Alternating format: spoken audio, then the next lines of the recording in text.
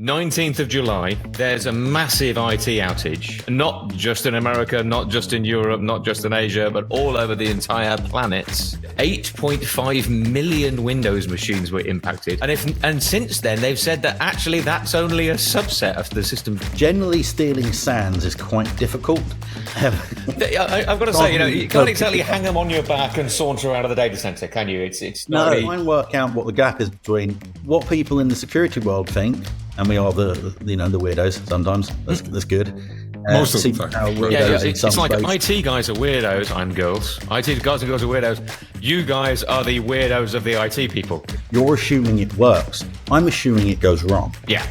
I don't want to kind of release CrowdStrike of all the blame or responsibility here. This is their issue. They have to own it. But at the same time, how is it possible for a vendor like CrowdStrike to cause that problem on a Windows machine? That is Microsoft's problem. Well, no. It's a bit like security in general. Largely speaking, we technically know how to defend against 99.999%. What we can't do easily is change the world. I cannot change how people think. I can't change necessarily how they prioritize. I think the good thing is, though, it is hang on a minute, like this is a problem for the world. Hello, everybody, and welcome to this podcast. Today, we have a cybersecurity specialist. There's a Daniel Card with us, founder of Phone Defend. Nice name, by the way. And a leader in all things cybersecurity. But I suppose, really, I'll let you introduce yourself. Let's say you're sitting in a pub, having a beer with IT strangers. How would you introduce yourself, Dan? I mean, if there's IT strangers, we generally tell people that they aren't allowed to know what I do. It means it's a lot less complicated to explain. Yep. I'm going to say, surely that's normal. Surely that's normal people. Normal people, they just use the word. The IT comes in and they immediately just glaze over. It's simpler because I get asked. Yesterday, I had a friend in industry message me and said, "Dan, what do you actually do?" And I said, "I help people." Because I am like a cybersecurity consultant. I'm an enterprise architect. I practice penetration testing and management consultancy. So I do quite a lot of things. Quite a lot of things. I work with customers to try and protect and prevent, because that's obviously a lot better than getting pwned. Mm-hmm. Hence, Phone Defend. But I also help customers if they are in a pickle and they are in an instant and they haven't quite planned ahead. So I do. I use the phrase like unplanned emergency instant support. So that can involve helping someone if they're in a ransomware scenario, say they're in healthcare. Yeah, it's serious, like major instance. I responded to WannaCry back in 2017. I've helped people in all kinds of weird and wonderful situations that they shouldn't have got into, but they were, and they hadn't quite, don't quite have the right plans in place. So I do the fun stuff, I'd say. It's fun when you talk about it afterwards. It's not fun doing it. No, I'm going to say, this is the thing. In that case, I don't necessarily envy you, because you're ending up picking up all the nasty stuff when it's all gone horribly wrong, and people are in their worst situation almost. Yeah, I mean, so people sometimes go through a grief cycle while they're in an incident as well. Most people are generally okay. I mean, these things are horrible. Yeah, the human impact, like ransomware, is insane. I talked about this recently. I can't remember where, somewhere. And I think people forget this is like a digital bomb goes off, and the impact on the people, the lack of sleep, the stress, and that's the IT people, but also the wider victims. And people generally don't think they're going to get hit. No, so they walk in, and they are in a very bad position, and some of these people have invested, some haven't. There's a mix. Lots of folks don't invest quite that much as they would say, I think, in security. But it's like a digital bomb's gone off, and everyone's machines are basically totaled largely, and then recovering is like a lot of people haven't considered, like, have I got a spare SAN sitting around in case I ever need to restore data to it? Yes. There's everything you say, like, just patch or just restore or just anything in the cyber world tends to just not really be real. It's all about the complexity, the detail, and it's all about the I think I phrased this the other day, but you get instanced because of assumptions you've made about your security posture. Yeah. Incorrect one. Absolutely. Yeah, and we recently had that whole CrowdStrike thing as well, which also, in my opinion, kind of highlights a different part of that. How many of your DR plans include new endpoints for your users? I'm going to say, no, let's skip on to that then. So yeah. just to set the scene, 19th of July, there's a massive IT outage, not just in America, not just in Europe, not just in Asia, but all over the entire planet, that grounded thousands of flights, stalled banking systems and payment systems worldwide, stopped healthcare services working, and had a huge impact on business across the entire world. I think Microsoft said that, on the 20th of July, they said 8.5 million Windows machines were impacted. God knows if these numbers are real. And since then, they've said that actually that's only a subset of the systems that were impacted. Now, that may mean that they didn't, but that may mean how many were actually subject to the vulnerability and how many were then impacted because of another system that was subject to the vulnerability. But yeah, so what the hell happened? I mean, just the numbers alone, if you read the blog from Dave of MS, like the 8.5 is people who have crash reporting turned on.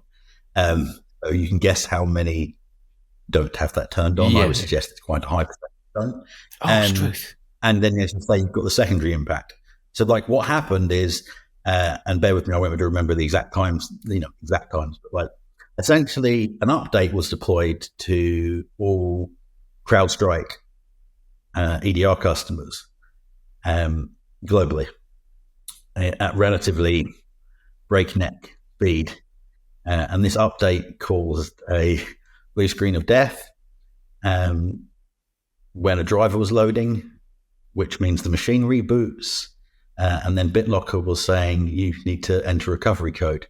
So not only were they getting blue screened, they were essentially getting kind of locked out from a full disk encryption point of view on systems with that on. So you've got this double whammy of the CrowdStrike, I say bad update, not tested update, that instant coming in. And then you've got like the extra factor of if organizations had BitLocker or disk encryption enabled, which is pretty common. Let's be honest. I mean, then they endpoints, absolutely. For servers, it's a real mixed bag, right? Because this goes into a compliance type of position, but generally stealing SANs is quite difficult. I've got to say, you can't exactly hang them on your back and saunter out of the data center, can you? It's not really... but you'll be amazed that there are quite a few people who have to do like individual VM encryption or SAN level encryption, etc., in scenarios where you're like, actually, that's probably not the best security benefit in the world. You're probably adding complexity. So there's a whole range of stuff that happen. But basically, if we think about endpoints, like the devices, that is a lot of machines that are staring a user in the face saying, please enter this. I think it's 32 characters, but it might be 60. Anyway, enter this BitLocker recovery key. I should know. I've got barcode readers and QR codes of them on now. You've got that in your face and you're like, crap, not only I can't boot my OS, so I can't really patch. I can't patch the patch. And that is a scenario. I've blue screened offices of hundreds of people before. I used to do patch management for a global company. I'm going to say, what, just for entertainment value? I mean, just sort of like sorted out one day. I thought, hey. Right, I click deploy. No, that's been stuff like we've tested it in. We used to have a rigorous testing process, right? We had a replica environment. We deployed everything there. We then, I used myself as, they call it canary deployments, but I used my own devices. I had like every device times 2 in the company on my desk. So if I packed a device, I didn't care. And so then we would go from like replica, I would dog food it. We would then patch the IT office, which was funny because it raised the concern of what if we self-DOS. And then we would roll out globally in a staggered fashion. Now that was for, I say major, it's the wrong word to use really, but that was for purposeful software changes, a Windows update, a configuration change that was into the build. That wasn't for AV updates, right? And remember everyone, so the CrowdStrike issue affected them only. But there's, the wider point of how computer systems work in a connected world, how they work in 2024 versus 2000. You've got AV definition updates occurring. Yeah, exactly. But that's kind of the funny thing here. Well, it's not funny at all, but it's kind of funny anyway. Is that we can look back and laugh, Christian? That's the thing. Yeah, right. Yeah. The thing is, companies that actually use CrowdStrike in this instance, it could have been someone else. Let's be honest. Yeah. But they use that to secure their endpoints, right? And then they use BitLocker to secure their endpoints. And those companies who have kind of done the right thing here are the ones that can easily recover from this problem. Yeah, exactly. The ones with the better security posture got it more. Yeah, exactly. Yeah, no, and that's mad, isn't it? If you think about it, and there were loads of memes about this as well. It's like the biggest ransomware incident-ish was this, right? It's you blue screened all the boxes, and then it required a key to decrypt the drive. Yes, that's not. That is. And it's a real shame that if you think about it, like, what is the impact on people's mentality? Because we've got a world where we've got, like, I use triangles for this, but like the security people sit in the small sector of the technology people who sit in a small sector of the population of the world, right? Yeah. And it's hard. Security is probably the most, out of everything I've done in like the technology space, I think getting people to care about security is the hardest thing. It's harder than marketing and sales. And from my mind in business, they're the hardest. Yes. But from a personal point of view and from an organizational point of view, I've shown people, I've been like, cool, let's go and dump all your creds. And then let's go and look at your breaches. And I show them and I'm like, yeah, you could get pwned across everything instantly, relatively, if someone breaches password, or actually you're in a breach already. And they're like, oh, so what's on TV? Right? And that's not lying. It's literal conversations I've had with people, because try and work out what the gap is between what people in the security world think, and we are the weirdos sometimes. That's good. Most of the time. It's like IT guys are weirdos and girls. IT guys and girls are weirdos.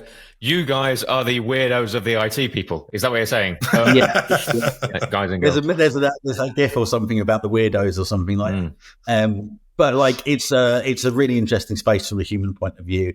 And the problems that the security community faces and that it tries to solve are often niche. They're often things that people don't particularly, in the wider world, sometimes they don't care.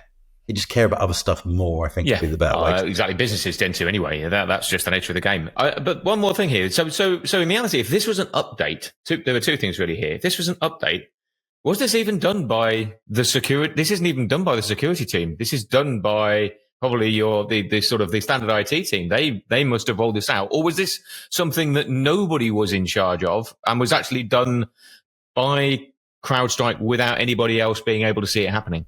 I think your third option there sounds pretty good. Also, security teams are an interesting thing because most companies don't have them.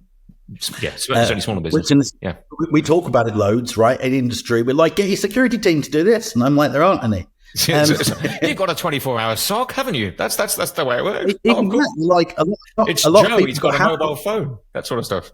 A lot of people with SOC services, they are not really the company's security team. They don't make decisions for the company. They deal with what's in the scene, what comes in for EDR and MDR type stuff. But if it comes down to we've got someone logging in from, let's say, Spain into the CFO's mailbox, they might just be like, customer, there's a problem. And then someone has to decide. So what I find in reality, don't get me wrong, in the 1% of orgs, absolutely, you've got all the things, but a lot of orgs don't have security teams. A lot of orgs, the IT team would have been responsible for patching and build maintenance. But in this, as you said, this was they call it a content update.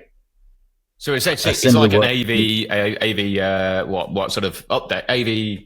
It's like detection engine update, right? Right? Something like that. Yeah, exactly. Yeah. So sort of like a I think it's even more like deaths, right? Like it's definitions. That was what I was looking for. Yeah, maybe definitions. Yeah, and that was just pushed out. So again, I have used CrowdStrike, but I didn't go into like the actual nuts and bolts of this. I was too busy making memes and learning how to do barcodes and QR codes to recovery keys, because that's a really cool technique if you need to get into devices quickly. So that's what I was looking at. But really, it's like, okay, so these updates went through a process at CrowdStrike, and then they went globally. Now, exactly how that happens through CDNs, etc. I won't try and pretend to have a diagram for or have a conception, but realistically, like the general broad thing of this was it went from a CrowdStrike server into the internet into customers' computers. I think the diagram would be a meme, and it would be a picture of a CrowdStrike server followed by a nuclear explosion blast, that sort of stuff. That would pretty much. Maybe an arrow pointing between the two. There's nothing that anyone could have done except, with MAD, if you did like TLS inspection, you might have been able to do something, but let's be realistic. No one's going to have been looking at this like this. No. This is just an update. It goes out of your control. You aren't turning it off or on. You aren't putting a lag in it. You aren't staggering the deployment schedules. It's just going to get this, at least in the current design. To be fair, they probably should have been. I think it's probably fair comment. They shouldn't have been. Probably. They should absolutely. Like, if you think about this, and I have the wording used on the updates, and listen, like, I feel really bad for the CrowdStrike people. Oh, absolutely. The people in the org who have helped respond to this, you can't knock it, but like, as an org, what they've put out is confusing word-wise. It doesn't look like testing was done. They talked a lot about testing, and then they put in their recommendations of, we're going to do some testing. I was like, it looks like this went through some sort of passing validation. So it checked whether or not the structure was good. Doesn't actually look like this was deployed to a actual machine. I would suggest have this validator thing that did something. So essentially they ran it through a piece of software that said this should be okay. That's it. They didn't actually test it themselves. Yeah. Do they not? Okay, we're back to dog food again here. Surely they should be testing this on their own systems first to make sure it works. Okay, there is an again, bear with, I'll be careful how I phrase this. You may not be running your own exact software that you give to your customers. And there's arguments to use competitors and different versions, or to change your release process. I said before that I blue screened an office. Yeah. I've done it more than once. Okay. But if you're only rolling out other people's updates, that's okay. You've done your testing. It's fine. I've probably done it both. I've probably built something that's blue screen boxes, and I've probably rolled out someone else's updates. And even after testing, I've had stuff that's, we didn't get. We all have. It's the nature of the game, isn't it? You can test, but you can't test every single. You can't do one at a time. It's just not viable. No, and we did. Like the stuff I used to do this at was like we had one of multiple of every machine, and we tested like a lot. Yeah, exactly. Things still go wrong. The real world in testing, there's always some variance. Of course there is. But this just sounds like someone went, this book, yeah. It's got a cover. Sweet. Deploy. Nice. That's probably a crap analogy, but like it doesn't sound like from the blog post, and we can tell from the impact that this really didn't hit boxes, did it? It didn't go, do you know what? We're going to roll out on hour 1, we're going to deploy to 1 million machines, and hour 2, we're going to do 2 million. And there was no option. People were tweeting going, I've got N-1 configured. And I was like, lol, because it doesn't matter. Oh. And so this scenario here is like, I think this is lessons that MS would have learned in like the 2000 era about doing updates, about understanding global impact, about understanding that, you've got this balance between I want to get protected, but also what is the risk of changing the system? Yeah, no, exactly. I mean, and I think to a certain extent, IT guys and probably security guys to a certain extent, well, maybe there's a difference here. In the IT guys, generally speaking, are if it isn't broken, don't try and fix it. That tends to be the sort of standard mantra for an IT guy. Whereas a security guy is, we need the latest update. We need the latest update. We need the latest update. So maybe it's a difference in mentality between the way that an organization would choose and the way that a cybersecurity businesses trying to protect you. Mindset's a really important thing, right? Like, I was explaining to someone not that long ago, and this is an architect who was doing some stuff, right? And I said, look, you have to remember that my job is to defend you against stuff that could go bad. Yeah. Where your job, you're naturally assuming that the stuff that you're saying, oh, we've got MFA or we've got this firewall configuration, you're assuming it works. I'm assuming it goes wrong. Yeah, exactly. Because I have to, because otherwise,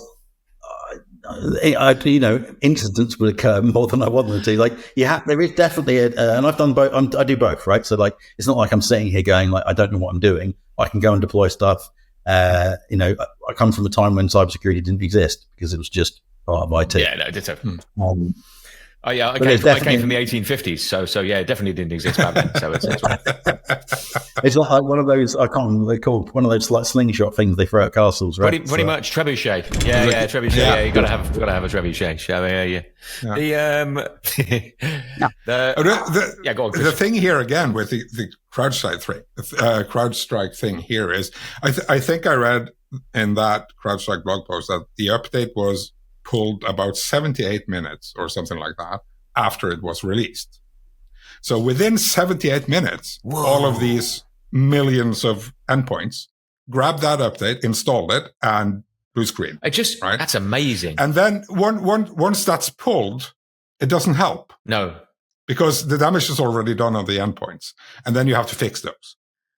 That's staggering bandwidth, though.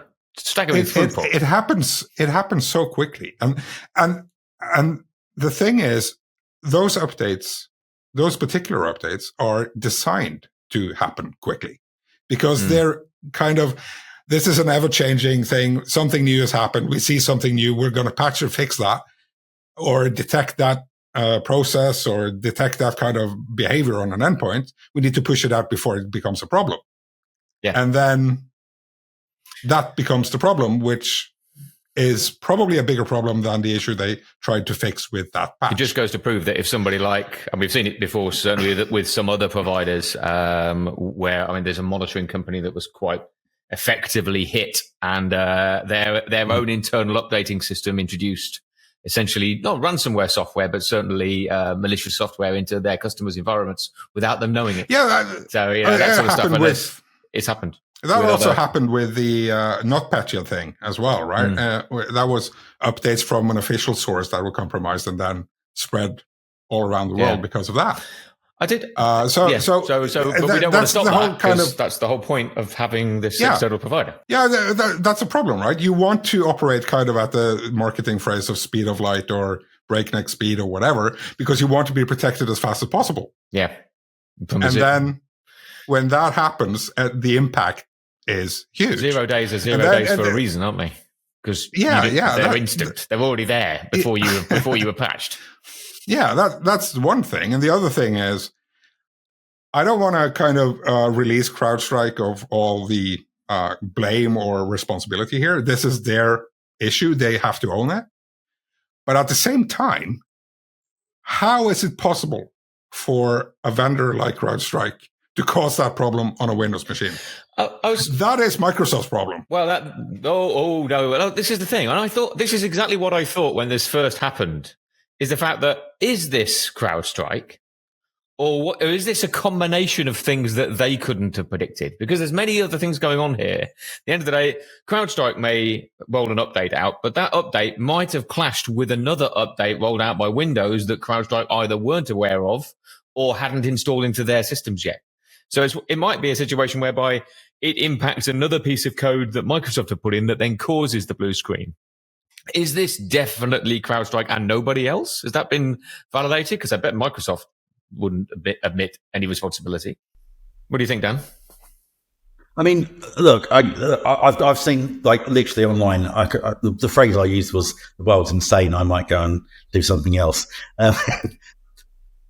Blaming Microsoft for this is like blaming the council or the highways agency for someone driving at 100 miles an hour on a road into a house.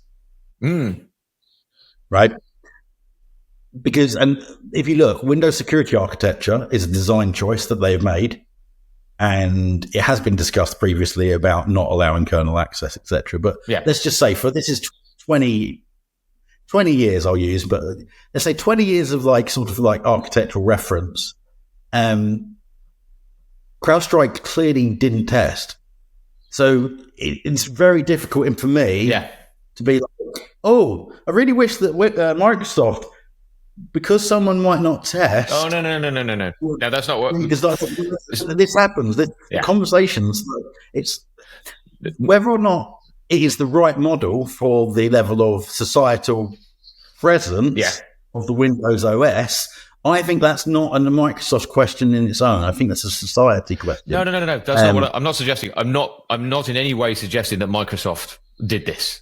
What I'm suggesting is the fact that, is it possible that another update went out from a completely different provider, unbeknown to CrowdStrike, that happened to clash with CrowdStrike's update that caused it? So essentially neither party would then be responsible, because essentially neither party knew that those two things were going to hit at the same time and cause the issue. That's all I was suggesting. Yeah, no, but in this instance, that isn't what happened. Cool. Okay, good. Well, that's it. That's it. Could it happen, though? Yeah. Absolutely. I think this is the thing that goes into how do you manage, maintain, monitor, and protect a globally connected world where everything is largely now connected? I'm just looking, I haven't got an internet-connected toaster. That's good.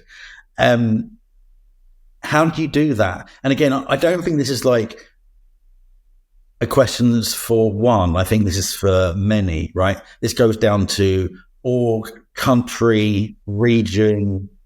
I think it's, and then maybe world, right? How do we do this stuff?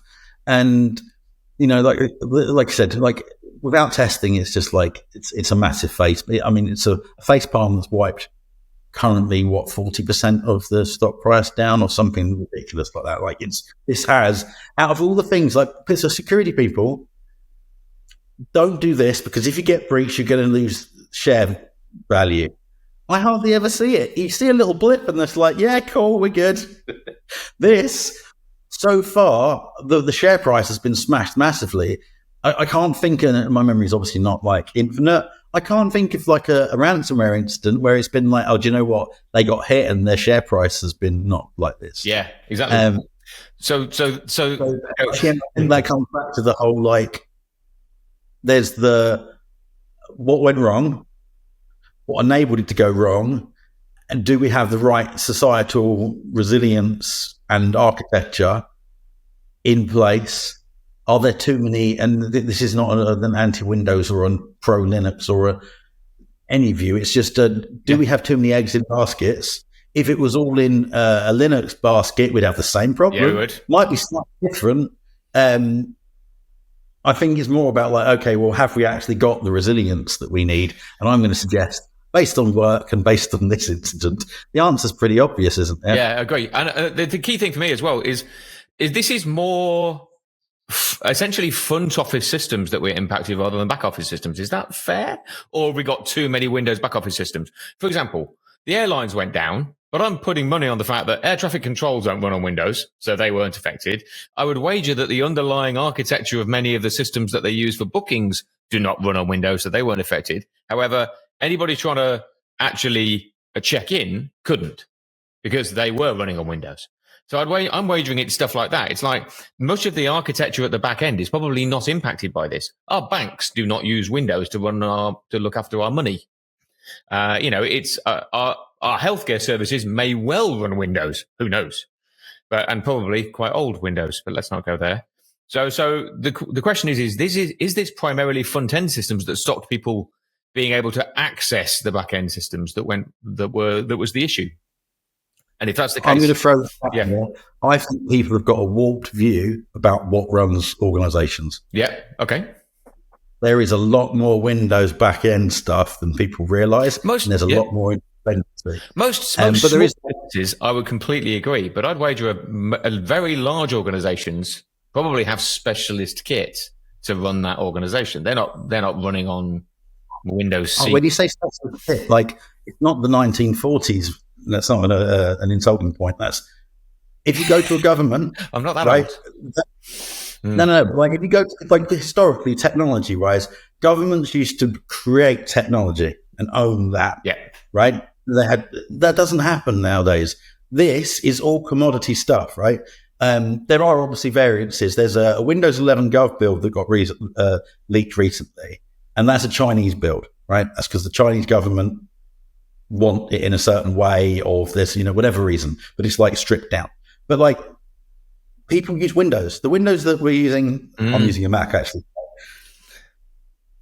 My Surface Pro next to me is the same Surface Pro that was going to be in a Gov department working for someone working. Yeah. The Dell laptops, my OS is probably more up to date, but that the world does largely run in a huge Windows ecosystem. There is loads and loads of Linux kit everywhere as well, and I think it's hard to separate them, because your identity planes are usually, like, especially in organizations, are Active Directory or Office 365 based. Funny thing, the other day when Azure was being DOSed, I was trying to actually log in, but I was trying to use one of the apps, and it was like, oh, click here to sign into the DoD version of Office 365. So what do governments use? They use the same stuff as us. Yeah. So bang, again, you might have an AS400, or you'll have specialist apps using maybe like different infra. Yeah. Largely speaking, access devices in the main, Windows, and largely speaking, networks, identity platforms, or Active Directory. It's everywhere. And I can't see everything. I do a lot of internet-based looking. I have worked with hundreds of companies, and everywhere runs on Windows. So it's predominantly Windows. That is surprising, because I'm sort of thinking, like you say, banks, building societies aren't on Windows maybe at the front end, but at the back end they're still using more complex banking systems. I'm also expecting trading organizations who are doing sort of like buying and selling shares, all this sort of stuff.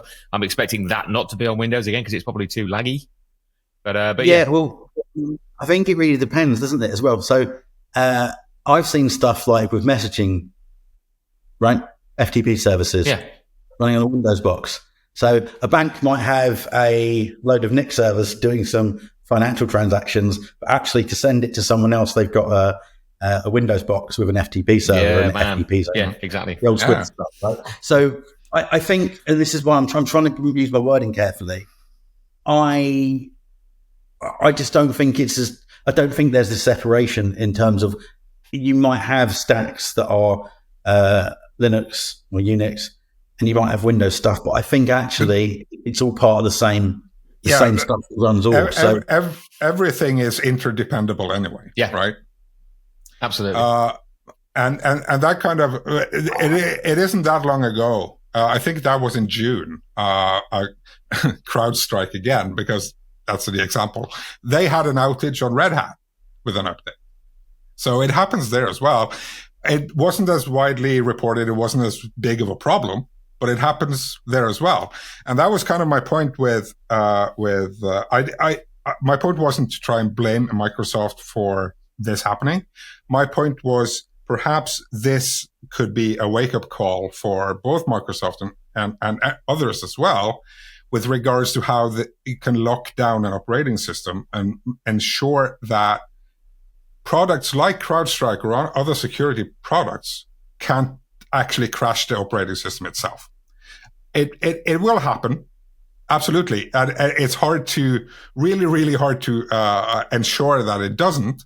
But perhaps that's where some of the focus should be as well, because the problem here is, okay, the OS crashed and then you can't restart it.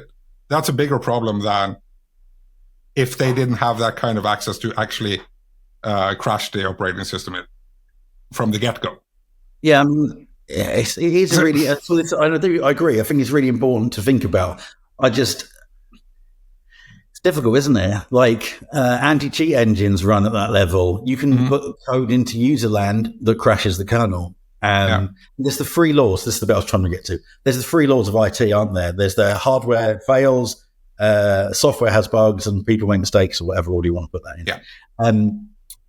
We can't avoid all outages, which is why I think that when we think about this stuff at a society level, it's important to sort of sit there and go, okay, well, how do we have resilience in systems? How do we have, what does our future need to look like? And that's probably going into like diversity of OSs, the architecture of the OSs themselves. There's like huge just questions around this stuff in terms of what the world looks like. And it's clearly more fragile than people would like it to be, probably. Yeah, but at the same time, it's way better than it used to be. I mean, go back to NT4 or Windows 95. You could crash that thing with a paperclip, basically Clippy. But yeah. So, I thought you were attacking it with a small piece of metal for a second. So the thing is, we're going in the right direction for it, and then something like this happens, and it kind of focuses everyone again. And it might be a good thing on the long run that this happened, because it might force operating systems, Microsoft and security vendors and everyone to kind of think differently on things going forward. I mean, I think just if CrowdStrike changed their release process, that would be great. Yeah, right? But also everybody else needs to learn from that as well, not just CrowdStrike. But the weird thing is, and I see this a lot in the cyber industry, I see the same mistakes. And like, I look at stuff and I'm like, ITIL covered that. But because that's old and boring, we will ignore all of those lessons that we've learned. We already know about like how to do releases in a sensible manner. So I would suggest we know. It's a bit like security in general. Largely speaking, we technically know how to defend against 99.999x%, right? Yeah. What we can't do easily is change the world. I cannot change how people think. I can't change necessarily how they prioritize. I mean, I'll try. But like, I have to remember as well, like in the security space, there's a wheel in business, isn't there? And then you look at revenue. Like, how much do countries spend on defense? It's 2%, isn't it? Ballpark. I don't know the exact number for every country. 2% goal for NATO, at least. So yeah. Yeah.